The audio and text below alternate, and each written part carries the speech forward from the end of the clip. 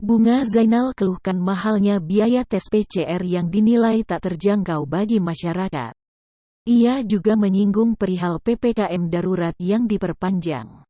Artis Bunga Zainal kembali menjadi perbincangan hangat. Pasalnya, istri Sukdev Singh ini baru saja mencurahkan isi hatinya terkait pandemi COVID-19.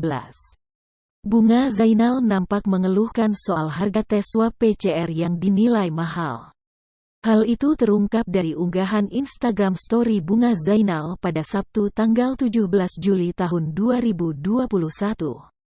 Tak sampai di situ, istri Sukdev Singh mendadak mencurahkan isi hatinya.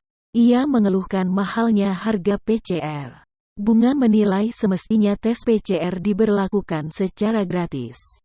Baginya, PCR yang mahal tersebut cukup memberatkan bagi masyarakat. Bunga menyebut, tak semua orang mempunyai uang lebih untuk tes swab PCR. Terlebih, saat ini pemerintah memberlakukan pemberlakuan pembatasan kegiatan masyarakat atau PPKM darurat yang membuat masyarakat kalangan menengah kelimpungan memenuhi kebutuhan sehari-harinya.